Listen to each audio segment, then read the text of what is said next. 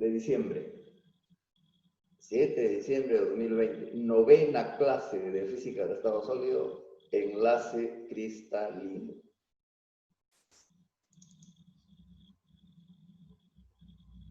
Entonces,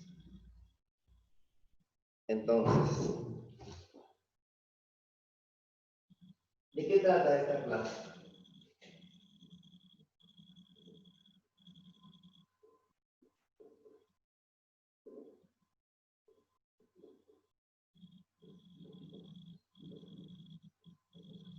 Enlace cristalino. Antes de decir de qué trata esta clase, este capítulo, hay que recordar qué es lo que hemos estado estudiando. Hemos comenzado diciendo que los sólidos generalmente son cristalinos.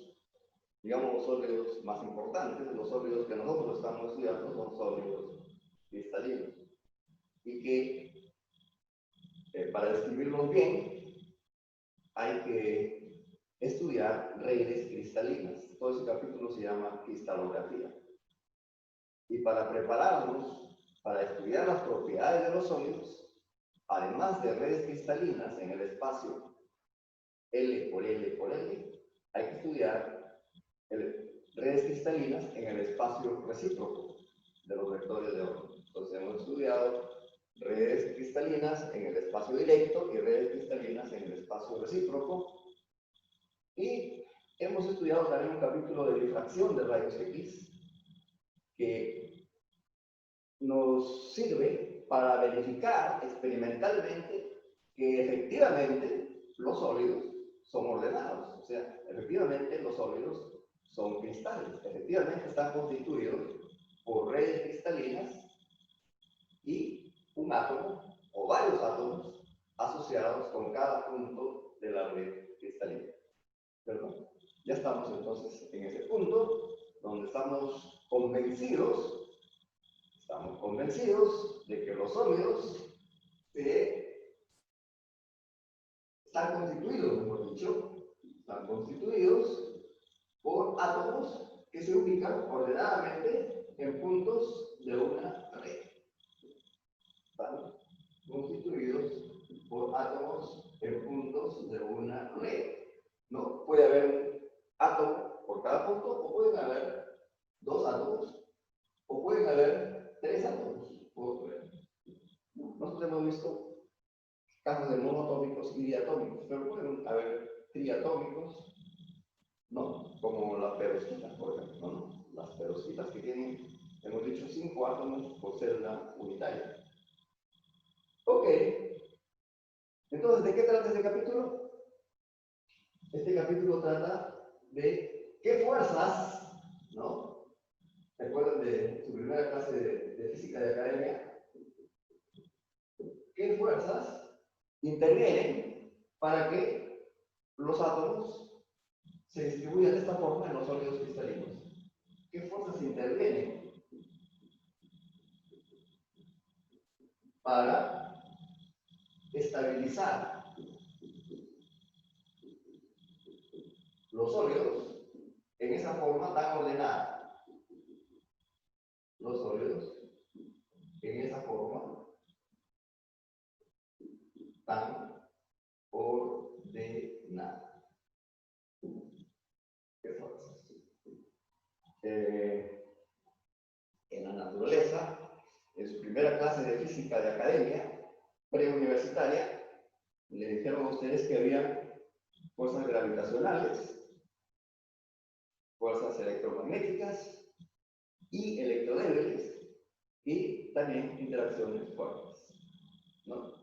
De todas ellas, las que intervienen, acá no intervienen gravitacionales, no intervienen nucleares fuertes, intervienen, digamos, electrodébiles. Y de las electrodébiles, basta con las electrostáticas, en un 99.9%. Generalmente, los cristales se forman porque los núcleos positivos los núcleos positivos o los iones positivos y los electrones, ¿no?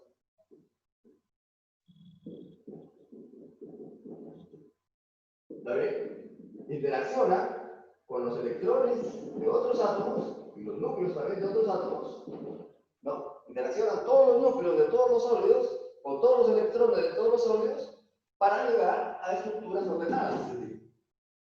¿Está bien? Eso es lo que vamos a ver ahora. Pero la situación en general es complicada. En los metales, por ejemplo, es complicada. En los metales tipo, en los materiales tipo silicio, que son materiales covalentes, también es complicada. La situación necesita mucha mecánica cuántica. No vamos a estudiar en este capítulo, no vamos a estudiar en general, en detalle, no vamos a estudiar en detalle cómo los electrones y los núcleos positivos interaccionan entre sí para que el sólido sea estable en esta forma ordenada. No lo vamos a hacer en detalle. Vamos a dar solamente dos ejemplos, vamos a escoger los ejemplos más sencillos. ¿Cuáles son los ejemplos más sencillos? Hay dos. Uno, los sólidos que se forman a partir de gases inertes, ¿no? Los átomos de gases inertes no se juntan con nadie, ¿no? ¿Por qué? Porque sus electrones forman capas cerradas, ¿no? O sea, cada átomo puede decirse que es una esfera compacta de carga cero, ¿no? Y donde los átomos forman esferas casi perfectas. Los electrones forman esferas casi perfectas alrededor de los núcleos. Entonces, no interaccionan con otros materiales, ¿no? Estoy hablando del helio, el argón. Nadie ha visto un compuesto que contenga argón, argonato o óxido de argón, no existe. Ácido argonato tampoco. Una sal que tenga argón tampoco. No se mezclan con nada de los gases inertes, ¿no? Se llaman gases inertes, otros dicen gases nobles también. Pero esos gases que no se juntan con otros átomos, se juntan entre sí a bajas temperaturas, a menos 100 grados centígrados, a menos 200 grados centígrados, se juntan entre sí ¿para qué? Para formar sólidos. Generalmente sólidos FCC. Generalmente sólidos FCC. Y vamos a ver, entonces, en ese caso es muy sencillo ver cómo fuerzas electrostáticas pueden actuar entre sí para que esos átomos interaccionen y formen efectivamente una estructura FCC. Entonces, los dos casos que vamos a ver en detalle, o más o menos en detalle, son los... No esperen mucho, pero por lo menos dos tipos de sólidos serán bien explicados, ¿no? Siguiendo a Kittel, por ejemplo.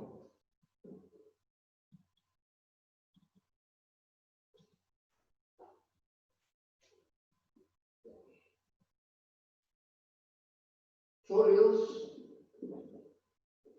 con átomos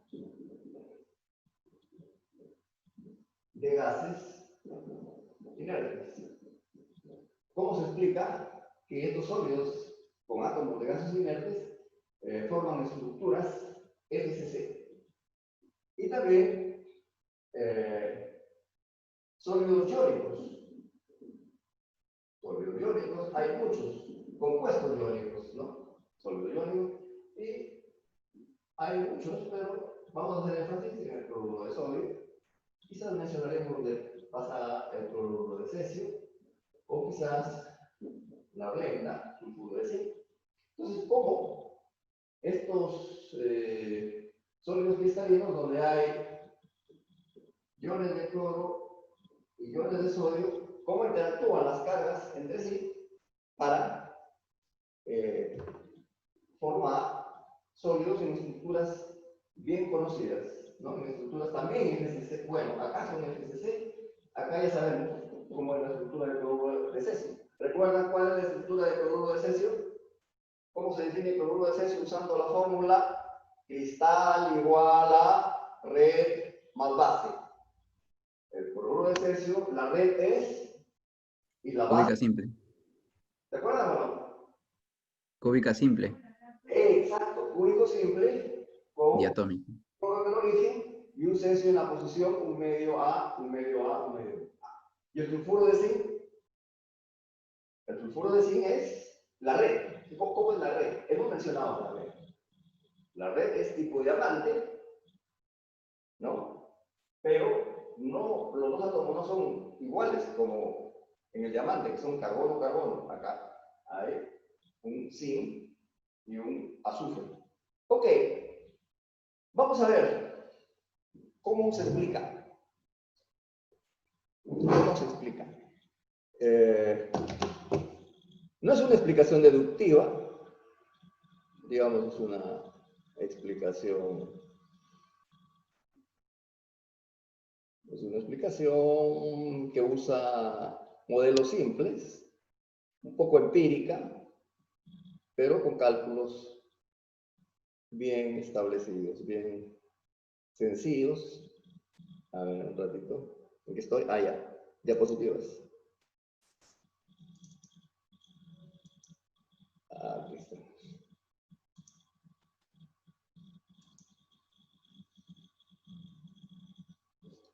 Enlace cristalino. Estamos atrasados acá, ya deberíamos estar en diciembre, ¿no? Ok. ¿Qué fuerzas mantienen unidos a los átomos de un cristal? Interacción electrostática atractiva. Los iones separados entre sí, electrones de valencia también separados entre sí, ¿cierto? Se acercan a los iones para minimizar la energía potencial y electrones no localizados para disminuir su energía cinética. Bueno, eso es en el caso de los metales, los electrones no localizados. ¿No? En el caso de los metales no lo vamos a estudiar en detalle, pero vamos a hablar también en este curso un poco de cómo se estabiliza un metal, ¿no? En un metal los electrones son electrones en movimiento, pero aún así hacen que el material esté estable, esté perfectamente, digamos, estático, ¿no? Con alguna dureza, inclusive. Cohesionado es la palabra. Ya, entonces, las fuerzas electrostáticas.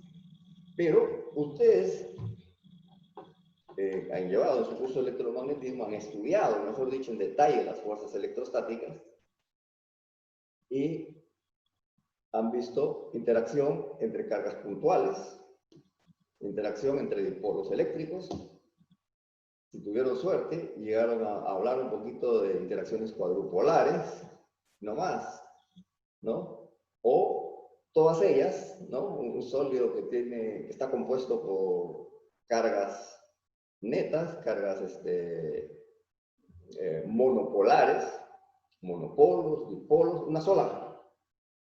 un solo conjunto, una sola distribución de carga. Una sola distribución de carga eléctrica es la superposición de monopolos, más dipolos, más cuadrupolos. Y eso puede actuar sobre otra superposición, o sobre monopolos solos, o sobre dipolos solos, o sobre cuadrupolos solos, o sobre otra combinación de monopolos, dipolos y cuadrupolos. Ya, pero no vamos a hablar nada de eso. Pero hay otras particularidades de cómo actúan las cargas, otras peculiaridades, digamos, de cómo actúan las cargas electrostáticas, de que no es común verlas en un curso de electromagnetismo, más bien un poquito en química.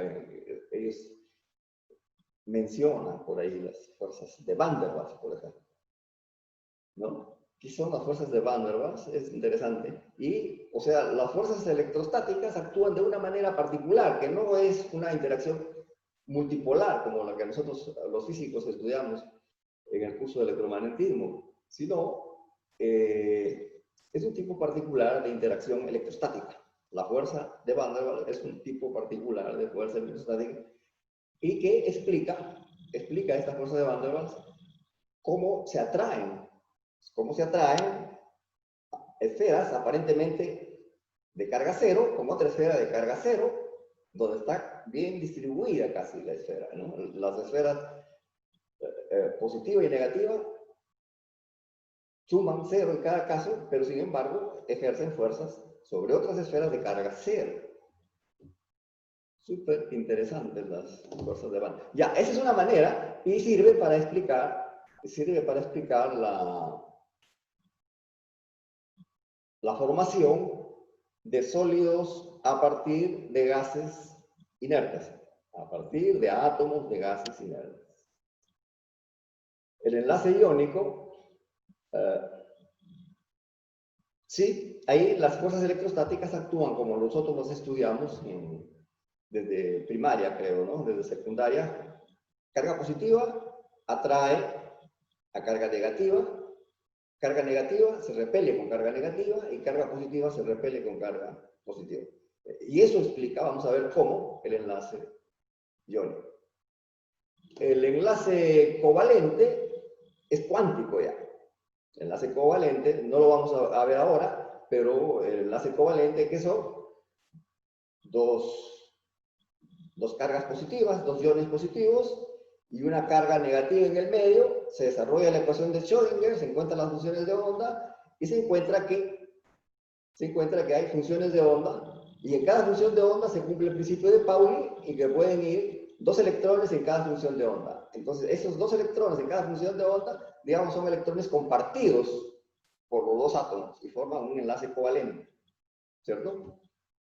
Y el enlace metálico es algo parecido al enlace covalente, pero no son dos átomos, sino son 10 a la 23 átomos, muchos átomos.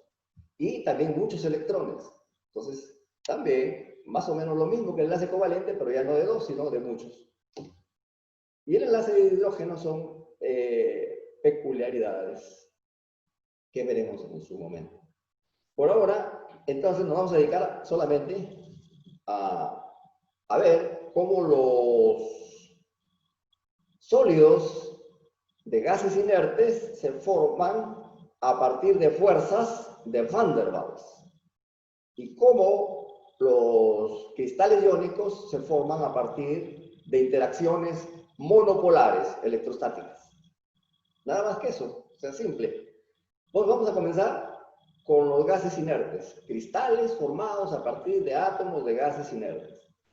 Cuando hablamos de estos cristales, tenemos que hablar, para explicarlo correctamente, tenemos que ir hablando poco a poco de qué es una interacción de Van der Waals. Una interacción de Van der Waals. ¿Qué cosa es?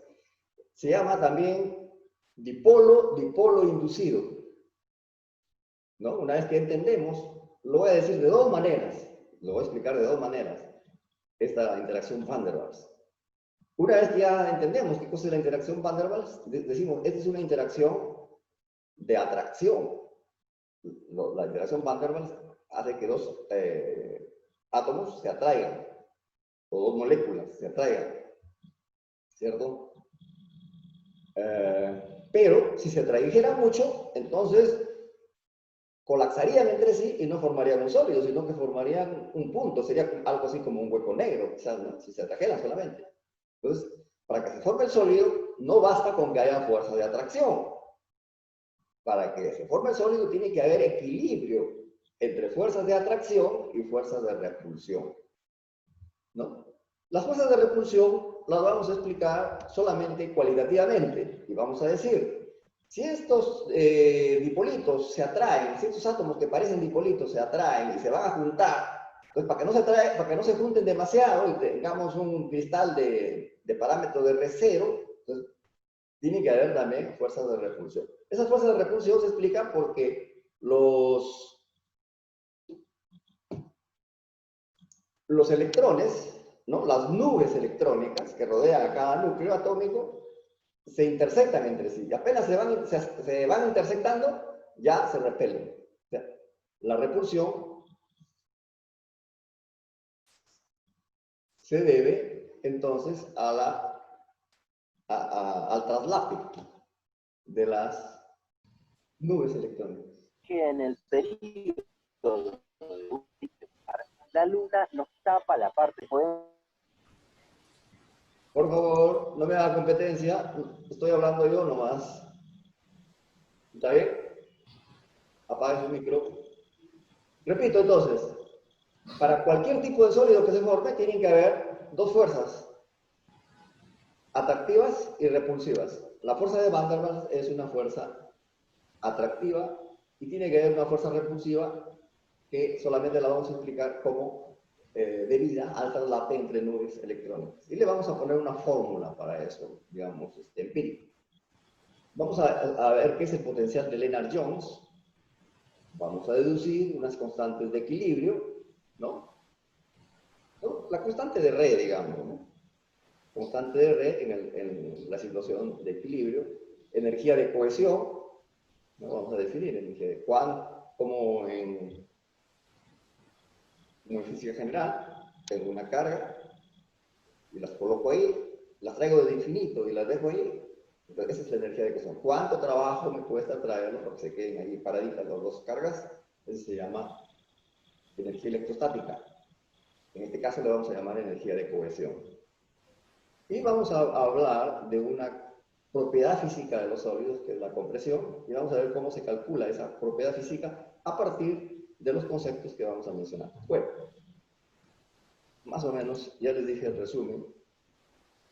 Entonces, ¿qué es la interacción Van der Waals? Aquí hay una primera explicación. Esta diapositiva la debemos tomar como una explicación clásica. ¿De qué cosa es la interacción Van der Waals? En la siguiente diapositiva voy a hablar de una explicación cuántica de la interacción Van der Waals. Entonces, bueno, aquí no está el detalle, pero el principio de la interacción Van der Waals le decía que una interacción Van der Waals es, por ejemplo, una interacción entre un átomo de argón, ¿no?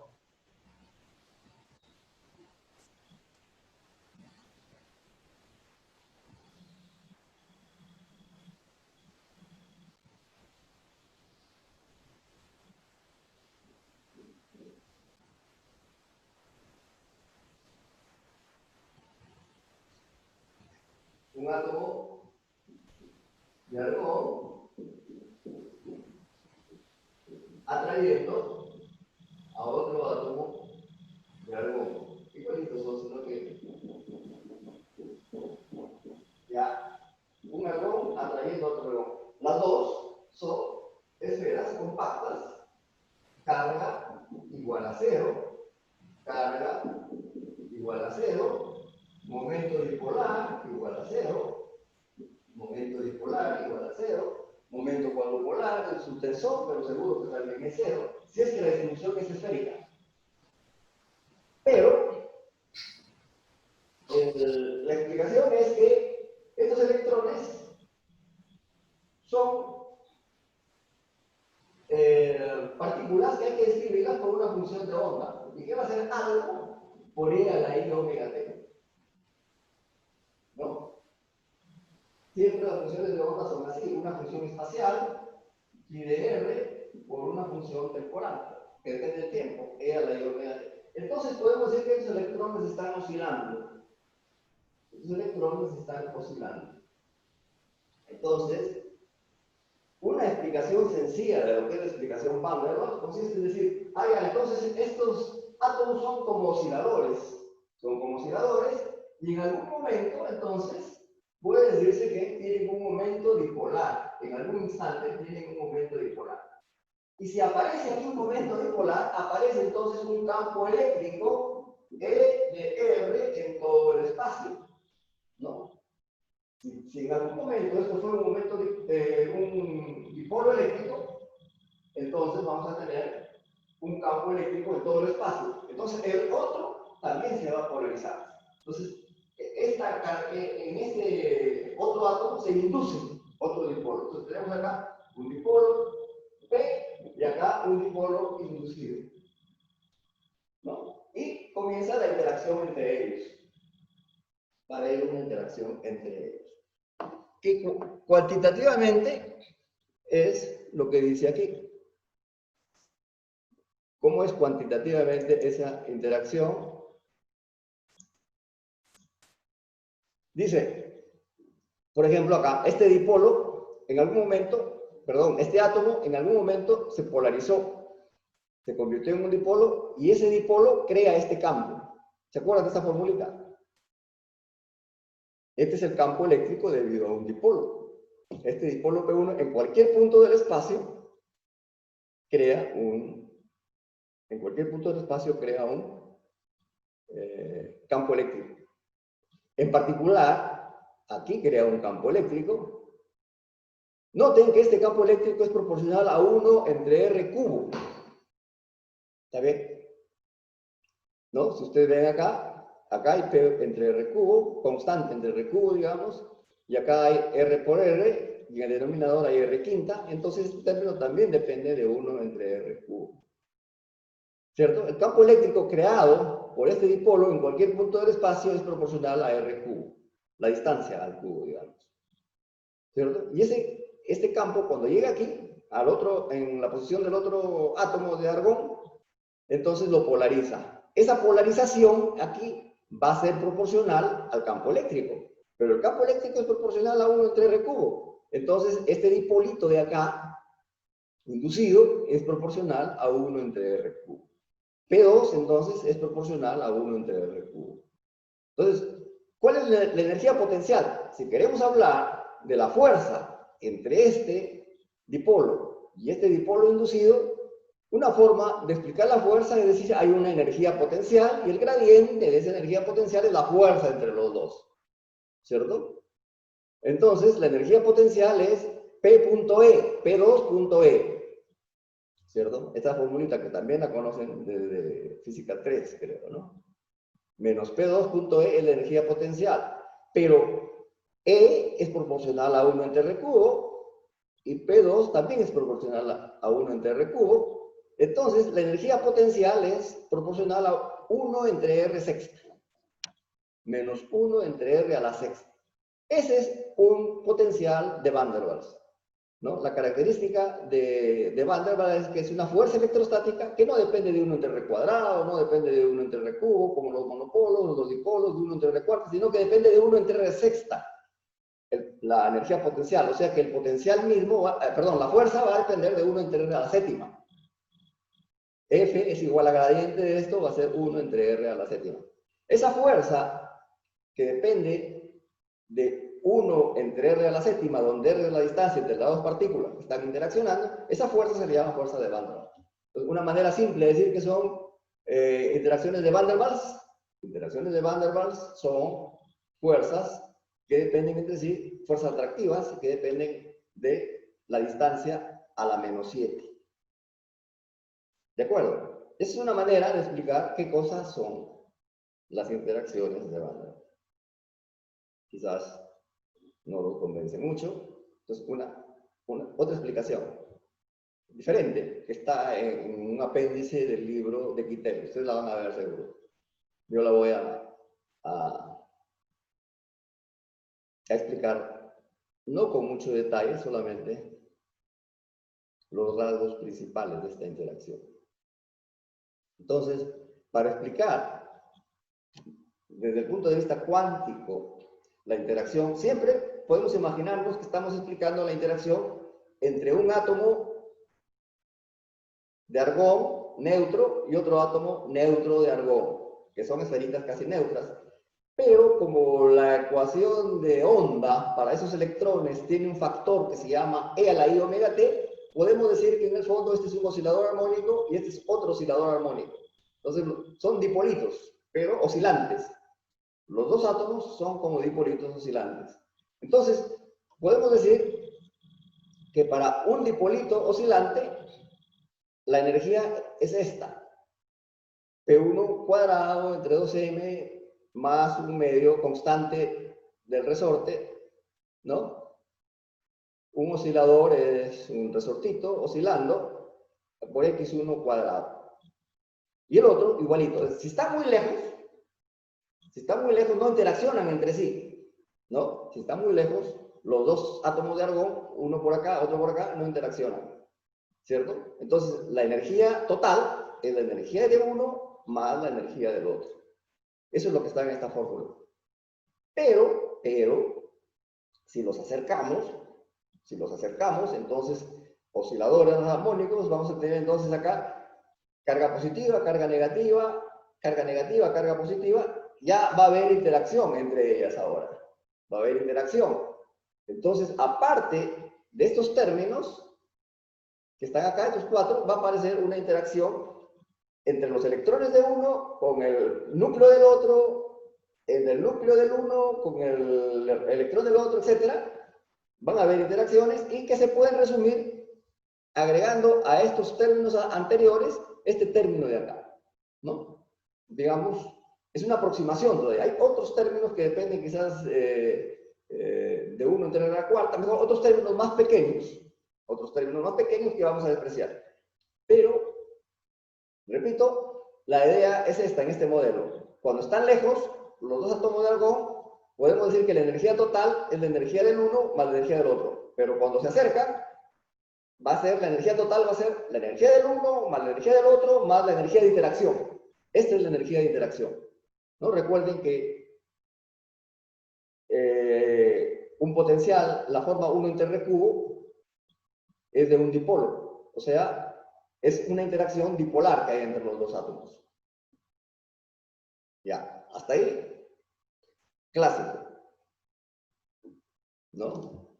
Lo único de cuántico que tiene esto es que le hemos puesto hamiltoniano a la suma de las dos energías, y acá también, hamiltoniano de las dos energías.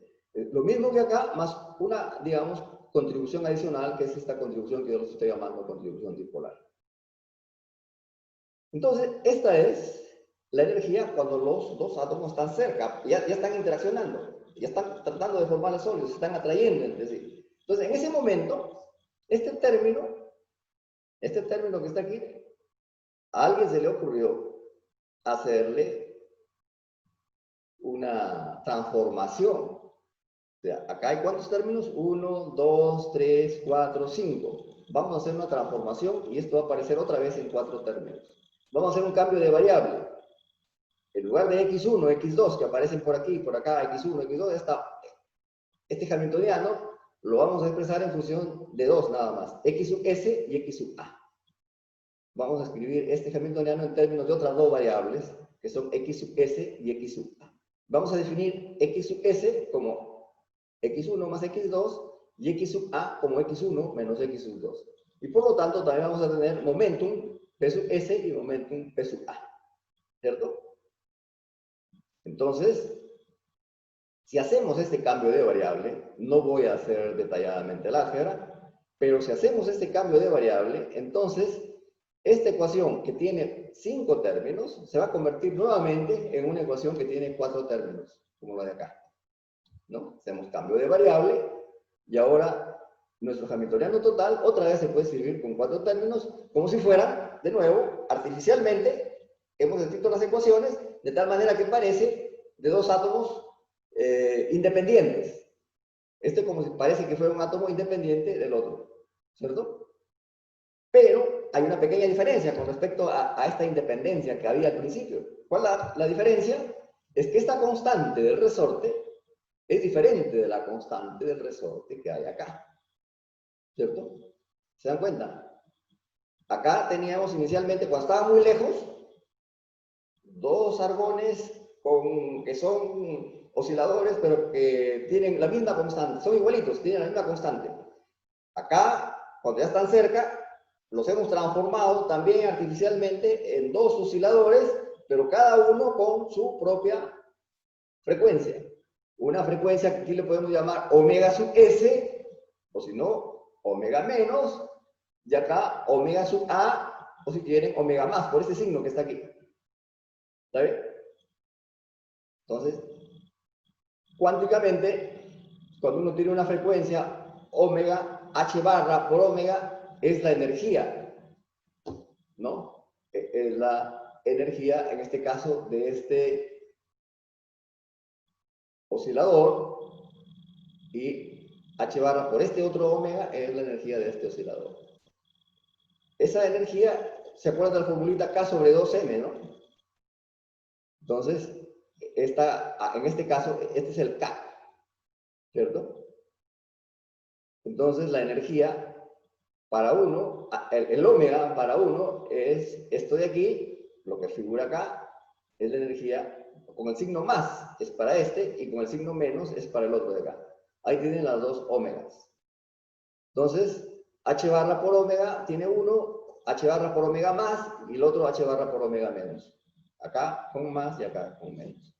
Donde el omega más y el omega menos están acá. ¿No? Que viene de la física clásica, el K sobre M. Ahora, en detalle, ustedes lo escriben en su cuaderno, aparte el más, aparte el menos, y lo factorizan, y vamos a escribirlo de otra forma, esto que está aquí. Esto lo pueden escribir como 1 más x a la n, donde n en este caso es un medio, un binomio de Newton. 1 más x a la n, ¿qué cosa es? 1 más un medio x, acá está 1 más un medio x, más un medio por un medio menos 1 por x al cuadrado. Eso es lo que está acá, ¿cierto? Lo expanden esto como un binomio de Newton y nos quedamos con el tercer término nada más, ¿no? Entonces, que tenemos omega más, es todo lo que tiene más en el primer, acá, ¿cierto? Y menos, lo que tiene menos acá, y el signo menos, este de acá, es para los dos, válido para los dos. ¿Qué quiere decir esto?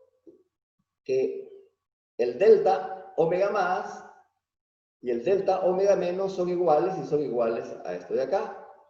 Entonces, la energía, esto hay que compararlo, esto hay que compararlo, ¿no? Con la energía de cuando estaban bien separados. Cuando estaban bien separados, esto era H barra omega, H barra omega. Ahora, la diferencia es H barra por este delta de omega, ¿no? Para uno y para el otro, pero la suma es la delta total. La delta total, entonces, es esto que ven aquí ustedes y que es proporcional a R cubo al cuadrado en el denominador. O sea, el cambio de energía, ¿no? Estamos así, bien lejos, la energía es cero, la energía de interacción es cero, pero cuando se acercan, la energía de interacción es constante entre R sexta. Esa energía de interacción se le llama la energía Van der Waals. Constante entre R sexta es la energía de Van der Waals, entonces. ¿Está bien? Ese es entonces el primer punto para explicar cómo se forman los sólidos a partir de gases inertes. Hay una interacción de atracción muy pequeña quiere decir que depende de 1 entre R a la sexta, quiere decir que si R es 1 centímetro, eso es casi cero, si R es 1 milímetro, también es cero, pero si R es unos cuantos angstrom, entonces eso es muy fuerte. Es una interacción muy fuerte para distancias pequeñas. Esa es la fuerza entonces atractiva. ¿De acuerdo hasta ahí? Entonces, esa es la fuerza de Van der Waals. Esto es lo que hemos estudiado, este término, pero, como les decía, si se acercan demasiado, los átomos, los primeros que se acercan son los electrones, van a chocar las nubes electrónicas. Entonces comienza la repulsión. Esa repulsión no la vamos a estudiar en detalle, no la vamos a explicar, simplemente electrón con electrón se van a repeler. Vamos a suponer que esa repulsión es de la forma B entre R a la 12, ¿no? O sea, tiene lugar a distancias más pequeñas todavía. A distancias grandes no hay repulsión. ¿Por qué? Porque todas las nubes no se traslapan. Entonces, la fuerza total entre átomos de argón, puede ser también de neón o de xenón, El helio es otro partido aparte, eso no es tanto como estamos mencionándolo aquí, pero cuando hablamos de gases inertes, entonces nos vamos a referir básicamente al argón, al neón y al xenón. Entonces, ¿cómo se van a explicar estos sólidos? Estos sólidos se van a explicar a partir de estas fuerzas repulsivas y estas fuerzas atractivas.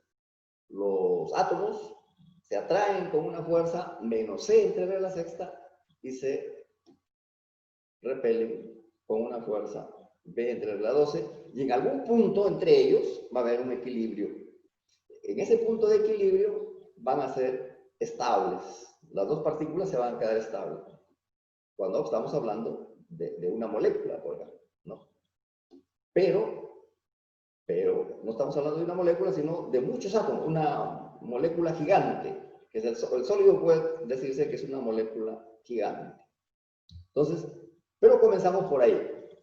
Comenzamos pensando que son dos solamente. Un argón atrayéndose y repeliéndose con otro argón.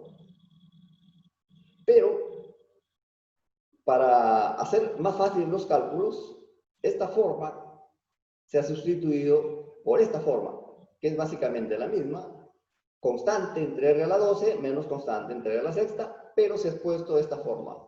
4 épsilon, ¿no? Esto va a tener unidades de energía, esta sigma va a tener unidades de distancia. 4 épsilon por sigma entre R a la 12 menos sigma entre R a la sexta. ¿Qué quiere decir? Que las constantes B y C se han sustituido por épsilon y sigma. Cuando este potencial se escribe de esta forma, se llama potencial Lennard-Jones. Es el potencial 12,6 escrito de esta forma. ¿Está bien? Potencial Lennard-Jones o potencial 6,12.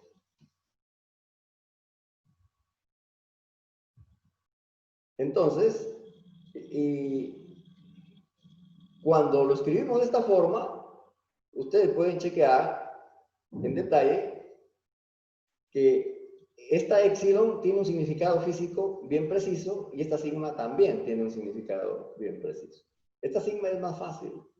Sigma es la distancia entre los dos átomos a la cual esta energía potencial es cero. O sea, no es ni positiva ni negativa, sino es cero, ¿no? O sea, es el sigma, es este de acá, este es sigma, este punto. Este es el potencial. En este eje tenemos la energía potencial y en este eje tenemos la distancia, ¿no? Distancia cero. Y acá, cuando R igual a sigma, R entre sigma igual a 1, en este punto entonces la energía potencial es cero, ¿no? La energía potencial es cero. O sea, sigma, ¿qué cosa es sigma? Sigma es la distancia a la cual la energía potencial de las dos partículas que están interaccionando es cero. ¿Y qué cosa es épsilon? Para saber qué cosa es épsilon, ¿qué cosa hay que hacer? Es esta energía de acá. Es el valor de la energía potencial mínima.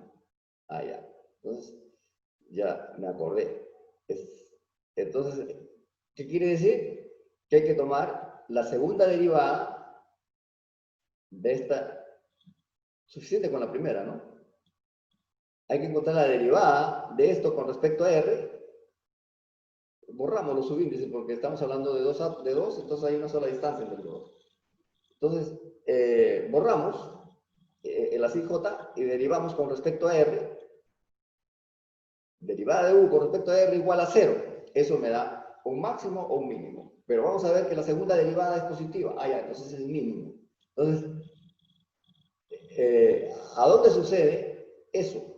Cuando derivo esto con respecto a R igual con respecto a esto y deduzco, ¿no? O sea, este punto de acá, o sea, el valor de esta energía va a ser épsilon, ¿no? Hay que encontrar primero dónde está el mínimo, y una vez que encuentras dónde está el mínimo, ese mínimo lo reemplazas acá y encuentras el U. Ese U va a ser menos epsilon. Ese U va a ser epsilon. ¿Entendido? En general, entonces, el potencial en arions es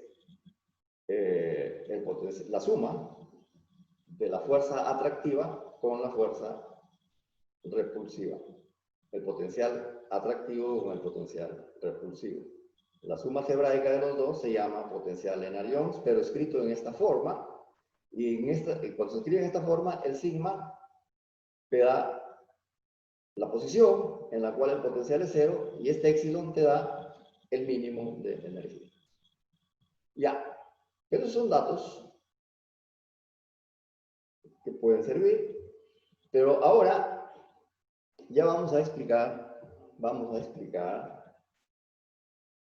cómo es que se pueden deducir los parámetros de Rey, la energía de cohesión y la otra constante que se llama, ¿cómo se llama la otra constante? Módulo de compresión. ¿Cómo se puede deducir a partir de este modelo esas tres cantidades físicas? ¿No? Entonces, nosotros ahora vamos a decir que en un sólido de argón, por ejemplo, en un sólido de argón, la energía, ¿cómo se calcula la energía total? La derivamos la energía total con respecto a R, igualamos a 0, y de ahí ¿qué nos va a salir? Nos va a salir los parámetros de red. Y después vamos a calcular la energía total cuando tenemos solamente ese valor del parámetro de red. Y a esa energía le llamamos energía de cohesión. ¿No? Hay acá algunas cosas bien interesantes. Entonces, ahora vamos a hacer una suposición. No está acá mi dibujito, no hay mi dibujito, tengo que ayudar mejor porque voy a trabajar un poquito más. Ya. Entonces, esto de acá es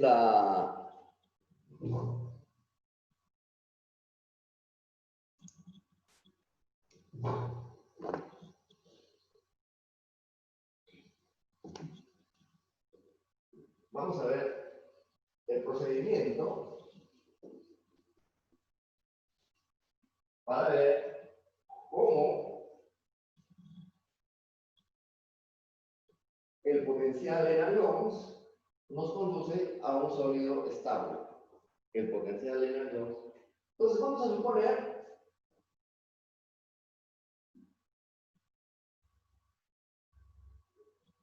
mejor dicho, en realidad no vamos a suponer nada, sino que ya sabemos que experimentalmente estos sólidos son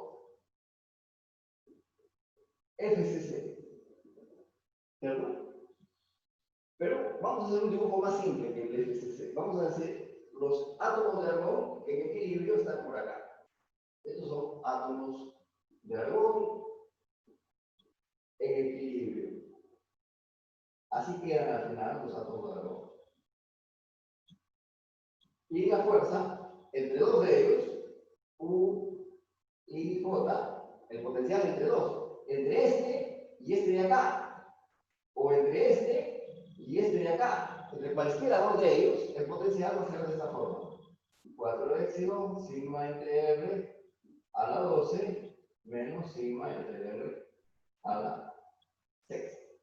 Ese es el potencial entre cualesquiera de ellos, R y J, R y J. ¿Perdón? Ahora, la pregunta es, ¿cuál es la energía total? Acá se ve, sí. ¿Cuál es la energía total?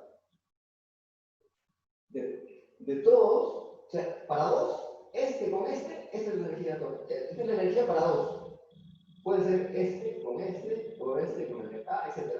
Entre dos, esa es la energía. Voy a enseñar la energía total, porque este no solamente interacciona con este, interacciona con todos. Interacciona con este de acá, con este de acá, con todos. Entonces, hacemos el siguiente truco. Primero, la definimos la energía de interacción de uno contra todos los demás. La energía de uno contra todos los demás, y la vamos a escribir como 4 épsilon por una sumatoria de sigma entre R y J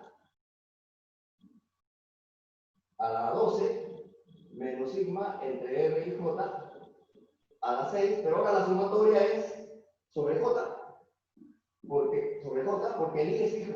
Para un I hacemos toda esta sumatoria, ¿cierto? Vamos a calcular esa sumatoria y vamos a decir, atención a este truco que es muy importante, que se usa varias veces en física del estado sólido. Ya tengo la interacción de este contra todos los demás. Ahora, ¿cuál es la interacción de todos contra todos? ¿Cuál es la energía de interacción de todos contra todos? ¿Saben cuál es la respuesta? La respuesta es bien fácil. La respuesta va a ser simplemente n medios por un sub. ¿De acuerdo? O sea, el trabajo es explicar esto de acá nada más. ¿No? Esto de acá ya sabemos que es la fórmula de Lennard-Jones. Esto de acá es una sumatoria, uno contra todos. ¿Y de dónde sale esto de acá? Es interesante explicar de dónde sale este de acá. ¿Por qué se puede hacer esa aproximación?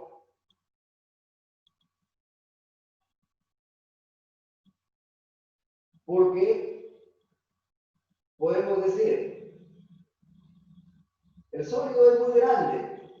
El sólido en realidad es muy grande. Y cuando tenemos un sólido muy grande,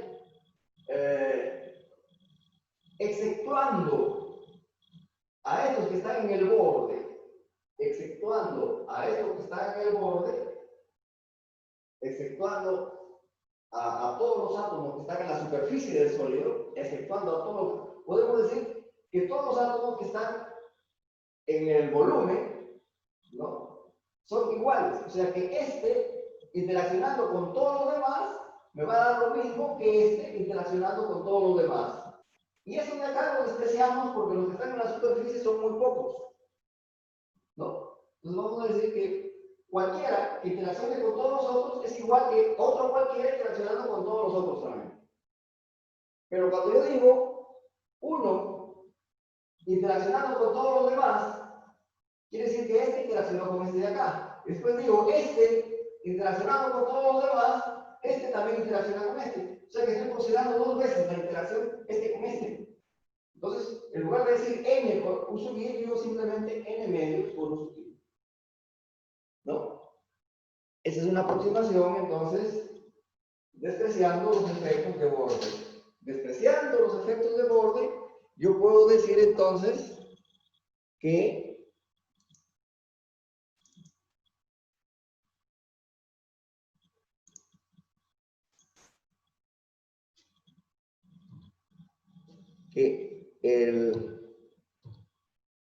el U del cristal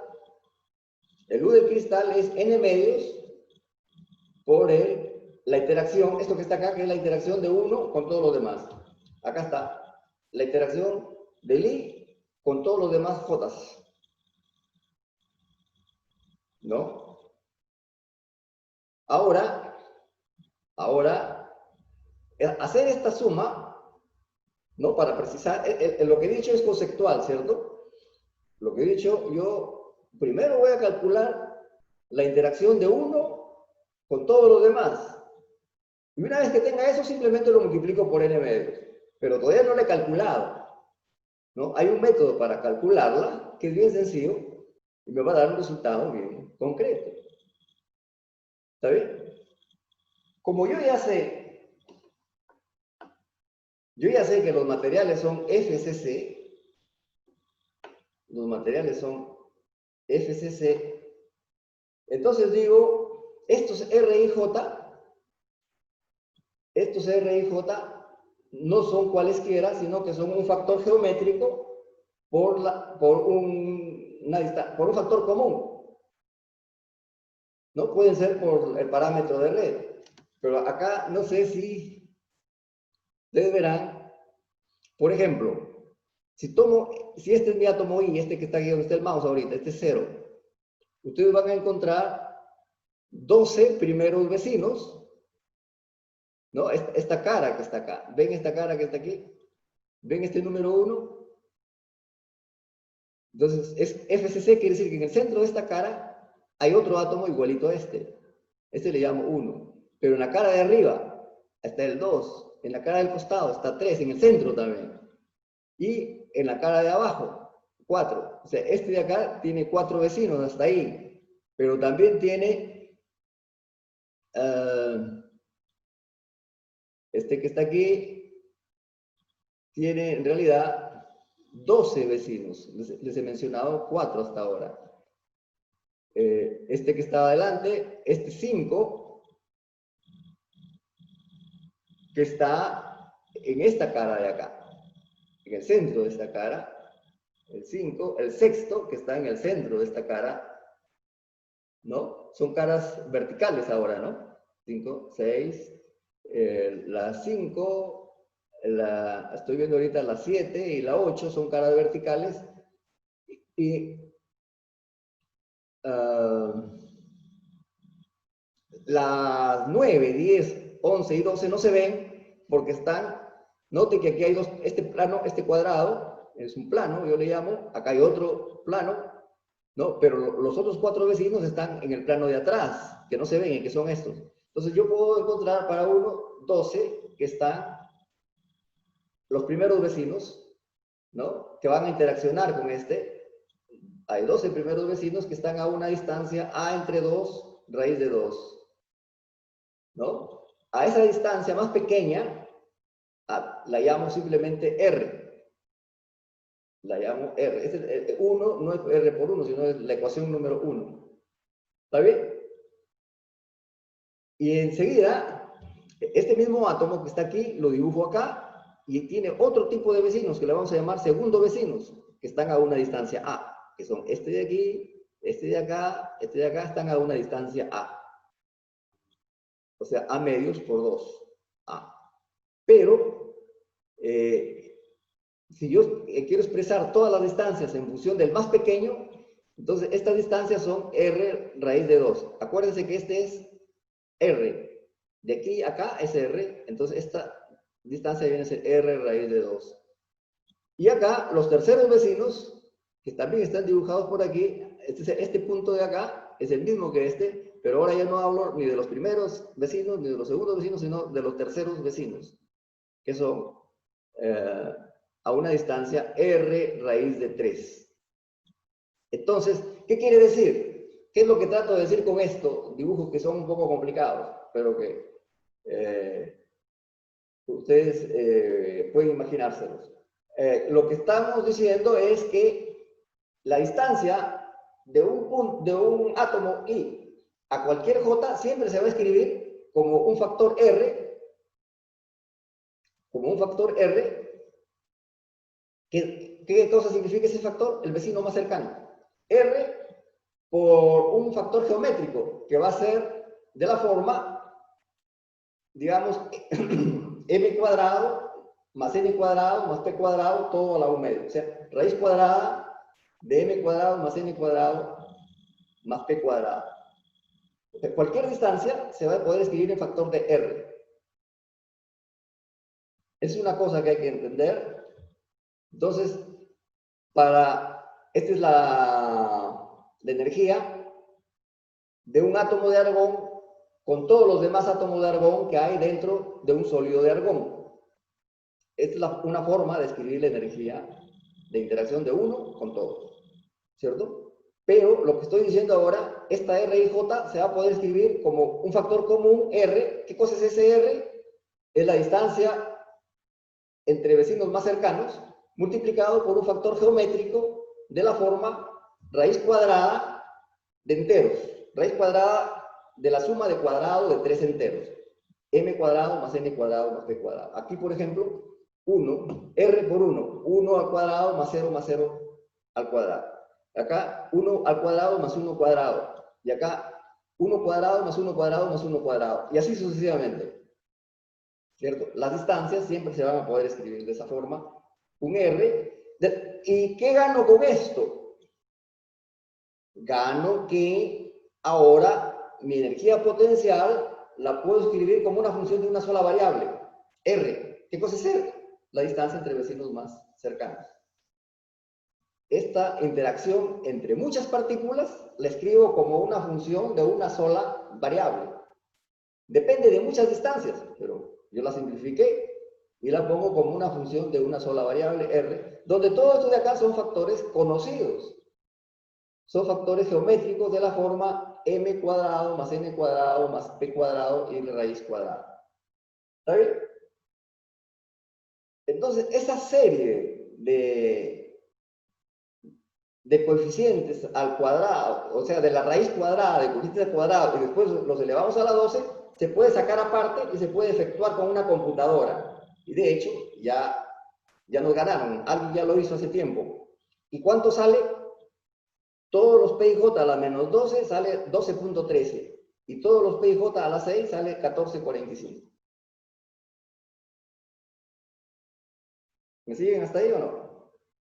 Pero todavía falta cosas que decir. En realidad hay varias cositas aquí que decir.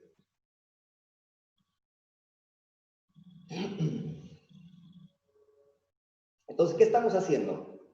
Tenemos 10 a la 23 átomos de argón interaccionando con 10 a la 23 átomos de argón y estamos tratando de encontrar primero la energía total de todos esos 10 a la 23 en cualquier instante y después la energía de esos 10 a la 23 átomos cuando ya están en equilibrio. ¿Cierto? Eso es lo que queremos. Repito, que tenemos un número muy grande, como 10 a la 20 o 10 a la 23 de átomos de argón. Tenemos ese número muy grande de átomos de argón que están interaccionando uno con cualquiera de los demás, ¿cierto? Y queremos calcular esa energía de interacción en cualquier instante, pero además también la energía de interacción cuando ya eso está en equilibrio. Entonces, parece una tarea gigante que nunca la vamos a poder hacer. Pero, ¿cuál es el procedimiento? El procedimiento es decir, yo ya sé que al final todos ellos van a quedar en una estructura FCC. Entonces, eso de que al principio estaban en infinito y que vinieron y se quedaron acá en esa estructura FCC, la energía final no va a depender de qué caminos siguieron todos los átomos para venirse desde infinito y quedarse aquí en este sólido que está acá en mi mano.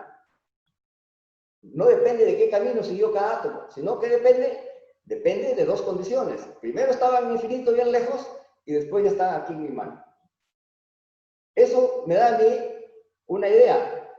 Yo puedo imaginarme un camino y hacer un cálculo imaginándome ese camino.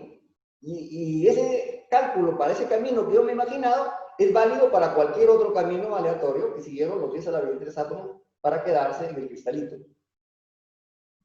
¿Está bien? ¿Y cuál es ese otro camino que yo me imagino? El único camino que yo me imagino que es fácil de calcular. Me imagino que los átomos vienen desde infinito y ya vienen ordenaditos en una FCC. Ya vienen ordenaditos en una FCC, pero lo único que va cambiando es la R. El valor de R. O sea, primero el R era 1 metro, después el R es 1 centímetro, después el R es 1 milímetro, hasta que llega a R igual a 4 Angstrom. Pero siempre siguen en el mismo orden. Entonces, ese método de traer a todos los átomos de infinito hasta la posición final no depende, no hace particular el valor final del cálculo, ¿no? Es una manera correcta para obtener el cálculo. Entonces yo me lo imagino. Entonces esta R que está acá, esta R es una R variable entonces, que puede ser primero metros, centímetros, y llega a un R0. Cuando está en equilibrio, a ese R le llamo R0. Entonces estos factores P y J valen tanto para la posición final como para cualquier etapa del camino que siguieron los átomos para llegar a condensarse en mi cristalito. ¿Entienden? Entonces, estos cristales que están acá, entonces, se van condensando, y condensar significa que el R va variando, el A también va variando, por supuesto, porque el R siempre es igual a raíz de 2 sobre 2. Estoy hablando de esta formulita. ¿Perdón? O sea, ya, desde el momento que estaban en infinito, ya estaban en la forma de FCC. Entonces, en ese caso, yo puedo decir que esta formulita, para uno, o sea, uno interaccionando con todos, siempre va a valer, el sigma y el R son constantes, y la suma de estos coeficientes es 12.13, y la suma de estos coeficientes va a ser 14.45, entonces todo eso lo puedo escribir así. Entonces, en cualquier posición R, la energía total de los 10 a la 23 átomos es lo que está acá. Este N es el que yo digo 10 a la 23, ¿cierto? Ese N puede ser 10 a la 20, 10 a la 21, no sé. Un número muy grande. ¿De acuerdo? Un número muy grande de átomos de argón. O sea, puedo escribir, mejor dicho, en cualquier etapa, desde que estoy haciendo el experimento, tengo un vapor de argón o un gas que lo voy enfriando. A medida que lo voy enfriando, se va condensando, o sea, la R se va achicando, ¿no? Cuando R se va achicando, entonces voy llegando a la posición de equilibrio hasta que llego a un R0, ¿no? ¿Cuál es el R0? ¿Cuál es la posición de equilibrio de todo esto? Cuando ya se queda estable el sólido, ¿no? Esta es el R a la 12, positivo, y este es el R a la 6, R a la menos 6, negativo, y llegan a este punto de equilibrio. ¿Cómo se obtiene este punto de equilibrio? Derivando toda esta expresión con respecto a R e igualando a 0. Derivo, igualo a 0. Entonces, ¿qué voy a obtener? Voy a obtener la distancia mínima de equilibrio. Pero si tengo la distancia mínima de equilibrio, entonces rápido, de estas figuritas que tenía acá, esta es la R, siempre va a ser A medio por raíz de 2. Estoy suponiendo que el cristal siempre ha sido FCC, hasta que llegó a su etapa de equilibrio, que también es FCC. ¿Se dieron cuenta? Entonces, ¿cómo se calcula, cómo se explica la condensación del gas argón a un sólido de argón? Digo argón, pero puede ser cualquier gas inerte, neón o xenón también. Entonces, esta es la distancia. Y este es el parámetro de red. O sea, la arista del cubito, la arista de los cubitos, acá. Este es el argón, la arista de los cubitos. En cualquiera de ellas. La arista de los cubitos. ¿Y qué más? Y ahora, ¿cuál es la energía de cohesión? O sea, se han venido juntando desde infinito hasta acá. Se ha hecho trabajo negativo, ¿no? El agente externo tiene que detenerlo porque vienen achicándose desde infinito hasta R0. Entonces, la energía de cohesión es la energía hecha por el agente externo para traerlo de infinito hasta acá. O sea, va a ser una energía negativa, ¿cierto? ¿Y eso cómo se va a obtener? Se va a obtener reemplazando este R0 que está aquí. Este R0 lo ponemos acá en lugar de este R que es cualquiera. Hasta aquí este es el que es cualquiera, pero cuando estamos en equilibrio, este va a ser el R0. ¿Entienden? Entonces, Haciendo eso, tenemos este valor de la energía de cohesión. Trabajo que se necesita efectuar. O sea, trabajo que un agente externo, ¿se acuerdan de cómo definían energía potencial en la academia? Trabajo que un agente externo tiene que hacer para traer todos los átomos de infinito hasta la posición de a donde está, o para llevarlos desde la posición real hasta la posición final, hasta infinito. Hay dos formas de decirlo, ¿no? Trabajo que un agente externo tiene que hacer, o trabajo que el sistema hace para llevarlos a infinito.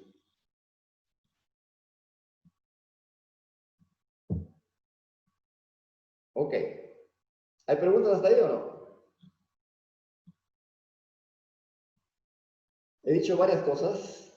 No sé si quedó claro todo o no. Estos son, hemos partido de acá, ¿cierto? Este sigma y este épsilon son diferentes para cada átomo inerte. Para argón, para xenón, para neón, cada uno tiene. Y esta tabla nos dice acá los valores de sigma y de épsilon para cada material. Criptón también hay, ¿no? Estos son los valores y ¿qué más? Y estas son las constantes de red. No, estas son las distancias entre vecinos. Distancia entre vecinos, la distancia más pequeña entre vecinos. Hay que multiplicarla por raíz de 2 para que sea el parámetro de red, o sea, la arista del cubo. Esta es la energía de cohesión cuando la muestra es una mol. O sea, 10 a la 6.0 por 10 a la 23. Entonces, hay 1,88 kilojoules para el neón y 7.74 kilojoules. Y esta es la temperatura a la cual hay que llegar para que se pueda formar el sólido. O si estamos a 0 grados Kelvin, entonces estos son sólidos. Y vamos calentando hasta llegar a estas temperaturas, entonces el sólido ya deja de ser sólido y se forma primero líquido y después gas inerte. Este de acá no es muy importante para lo que hemos dicho, para el modelo, pero esto es lo que potencial de ionización, ¿qué significa? Esto es importante para otra cosa. Esto es importante para lo que yo hago en el laboratorio. O sea, el átomo de argón, cuando está sometido a un potencial de 15.76 electronvoltios, pierde un electrón. Pierde un electrón y se ioniza. Esta es la energía potencial de ionización. Ok, pero lo importante son entonces, para lo que hemos dicho, para el modelo que acabamos de discutir, son el épsilon y el sigma, y estos son los resultados, el R0 y la energía de cohesión, por cada mol. Entonces, hay que ver cuál es la relación entre esto y esto de acá. ¿Y qué más? Y estas son las temperaturas a las cuales se forman los sólidos. ¿Cómo estamos? Ya. Entonces, hay varias cosas que espero que hayan captado. Uno, vamos a repetir. Fuerza entre dos átomos de argón. Esta es la fuerza entre dos átomos de argón. Fuerza entre, aquí sigue, entre dos átomos de argón, pero acá. Esta es la fuerza, o el potencial, mejor dicho, de uno interaccionando con todos los demás. Un átomo interacciona, o sea, como quien dice, si tomamos el gradiente de esto, ¿qué vamos a tener? Vamos a tener la fuerza sobre el átomo I debido a todos. Todos quieren atraer a este ion I. Entonces, Le derivamos esta derivada de U con respecto a R y entonces obtenemos la fuerza. Esa es la fuerza o la energía potencial de uno contra todos. Entonces, ahora hay que tener en cuenta que para que el gas se condense, o sea, de un vapor, llegue a un cristalito, nosotros hemos supuesto un camino. ¿Cuál es ese camino que hemos supuesto? Hemos supuesto que el sólido ya era, inclusive en el estado vapor, en el estado gaseoso, ya era FCC. ¿Eso en qué me ayuda? Eso me ayuda en escribir las fórmulas, esta fórmula, en simplificarla. Va a haber un factor común R y todo lo demás son factores geométricos que son sumas de enteros al cuadrado a la cual se le extrae la raíz cuadrada, ¿no? Ese camino es importante. Otro dato importante que se ha usado acá es que un átomo puede estar por aquí, otro átomo puede estar por acá, otro átomo puede estar acá, pero la interacción de uno con todos los demás, nosotros hemos supuesto que es igual a este contra todos los demás, ¿no? El I puede ser cualquiera entonces. Y simplemente ese resultado de un U sub I para todos los demás lo multiplicamos por N medios y ya tenemos la interacción total. Cuando hacemos eso, estamos diciendo que hemos despreciado los efectos de borde. ¿Por qué? Porque los que están en el borde tienen pocos vecinos, no tienen tantos, entonces no cumplen con esa regla de que el que está en el borde tiene tantos vecinos como el que está en el bulb, en el centro. No. Pero es una aproximación válida. ¿Cierto? ¿Por qué? Porque los que están en el borde son menos.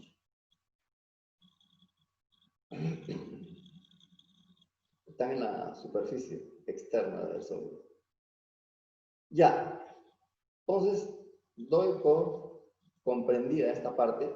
Y hay otra cantidad física que se puede obtener a partir de estos dos parámetros de la fórmula de Lennard-Jones. Cuando uno dice Lennard-Jones, se refiere a esta fórmula, esto sigma y este epsilon. ¿De quién dependen? Dependen de cada material, de cada gas inerte en particular. Y esos dos valores me sirven también para calcular el módulo de compresión. ¿Qué es módulo de compresión? Módulo de compresión, ustedes se acordarán en Física 2 que estudiaron qué cosa era el módulo de Young. Acá está el módulo de Young. El módulo de rigidez. Y otro era el módulo de compresión, que se define de esta forma. Delta P entre delta V sobre volumen, cambio de volumen. O sea, una presión, un cambio de presión produce un cambio de volumen. Ese cambio de volumen dividido entre todo el volumen multiplicado por un número es igual al delta P. Este es mi módulo de compresión, que yo le llamo B. Entonces B, ¿no? Esta fórmula, módulo de compresión B, es B por derivada de P con respecto a B. Eso es lo que estoy diciendo acá. Módulo de compresión se puede definir así. ¿No? Acá hay otro truquito bien peculiar de la física del estado sólido. Pero decimos, estos sólidos se forman a temperaturas muy bajas. Vamos a suponer que sean tan bajas, nos vamos al extremo, 0 grados Kelvin. En 0 grados Kelvin no hay entropía, entonces la primera ley de la termodinámica se puede escribir simplemente así. Du igual a menos P de B. Ya, decimos entonces, a temperaturas bajas, esta es la primera ley de la termodinámica. Entonces, esta presión la puedo escribir como derivada de U con respecto a B. Donde U es toda la energía de todo el gas inerte, que ya no es gas porque estamos a bajas temperaturas y es sólido, ¿cierto? La presión es entonces la energía total del sólido por unidad de volumen. Esta es la presión. Esta presión que está aquí, esta P solita, es entonces esta P. Es derivada de U con respecto a B. Pero derivada de presión con respecto a B viene a ser segunda derivada de presión con respecto a B. Entonces, escribir esta definición del Bull módulos o del módulo de compresión, esta definición entonces a la larga va a ser igual a esta de acá. Entonces, nosotros entonces podemos calcular el Bull módulos usando esta fórmula. Porque esta U, ¿qué cosa es? Esta U la tenemos nosotros como una energía, una función que depende de cómo varía la distancia entre vecinos. O sea, esta R es variable en general, ¿cierto? Cuando escribimos esta expresión, el U de R es variable, es la distancia entre vecinos, pero es la forma como va variando la distancia entre vecinos a medida que el sólido se va condensando, ¿cierto? Entonces, esa R variable, derivamos U con respecto a R, pero acá no estamos derivando con respecto a R, sino con respecto a B, a V, al volumen.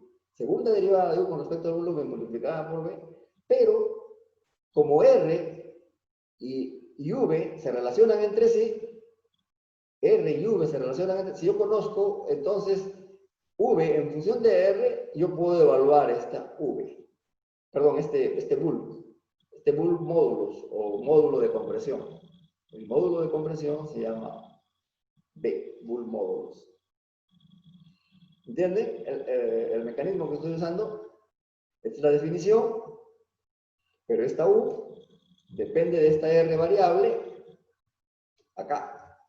Entonces, en esta fórmula, en lugar de poner R, yo puedo poner así como volumen a la 1/3 por constante, ¿cierto? R es constante por volumen a la 1/3, y entonces puedo encontrar, a partir de la derivada con respecto a R, puedo encontrar la derivada con volumen. Exactamente, esta es la relación entre B y R.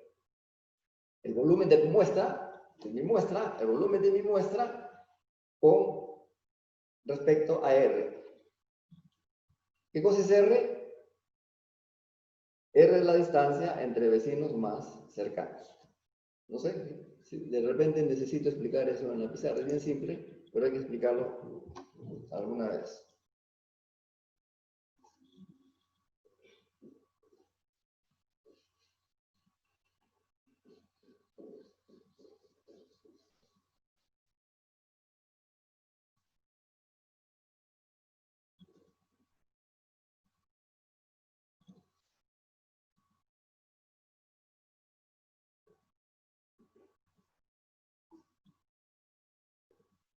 Imagínense que es mi muestra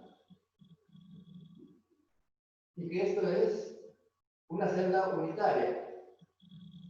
Y que esto sea una celda unitaria. El volumen de esta muestra, en función del volumen, vamos a poner así el volumen de la celda unitaria. ¿Cierto? Hay N, hemos supuesto que hay N átomos. En este volumen, hemos supuesto que hay N átomos, donde N es más o menos un número de Avogadro. ¿Cierto? Y en este volumen, ¿cuántos átomos hay? Este es el volumen de una celda unitaria. En el volumen de una celda unitaria hay 8 átomos. En el volumen de una celda unitaria, perdón, es FCC solamente 4. 4 átomos. Entonces, ¿cuántas celdas unitarias hay en todo el volumen? Volumen es entonces N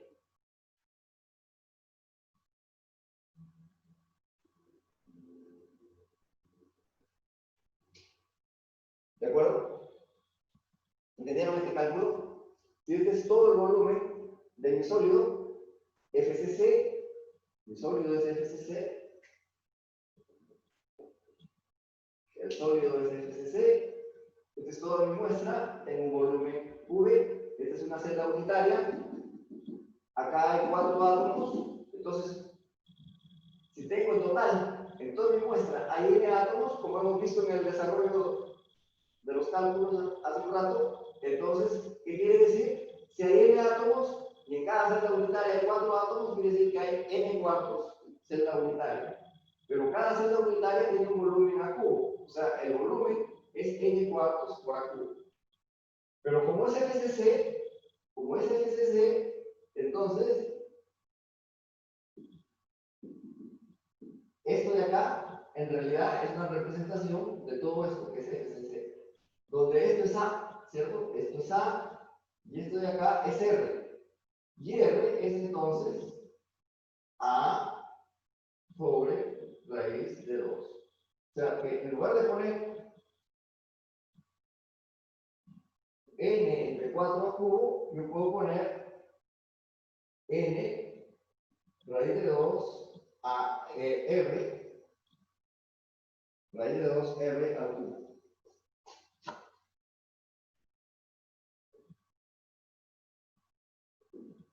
¿Está bien?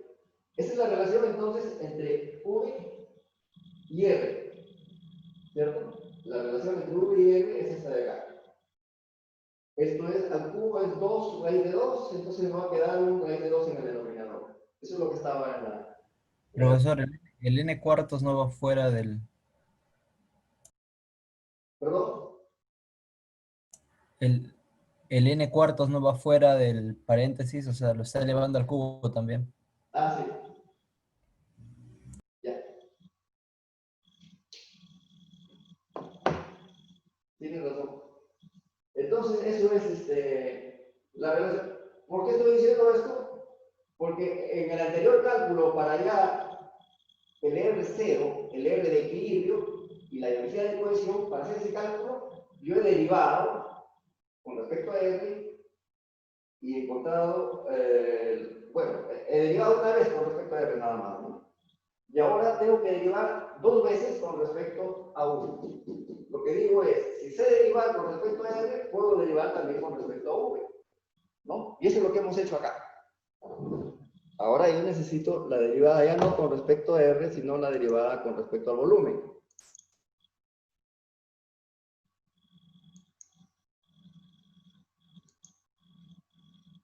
¿Cierto? Esto es lo que estaba ahí. Esto coincide con lo que está en la pizarra, ¿no? Un raíz de 2 en el denominador. Entonces, el potencial total que antes lo teníamos en función de R, ahora lo podemos escribir en función de V. ¿Cierto? Y lo podemos derivar con respecto a V. Igualamos a 0. ¿No? Y calculamos la segunda derivada para este valor de volumen, ¿cierto? Y lo que vamos a obtener es entonces que el Boole módulo se puede obtener en función de la energía epsilon y del parámetro sigma. Estos dos son parámetros de la interacción Lennard-Jones, epsilon y sigma. La interacción de Lennard-Jones entonces no solamente nos da la energía de cohesión y los parámetros de red, sino que también me da el Boole módulo, el módulo de compresión elástica, ¿no? ¿Cuánto tengo que presionar? ¿No? ¿Qué presión le tengo que aplicar para que el volumen disminuya en 1%, por ejemplo? Ese es un parámetro importante de los sólidos.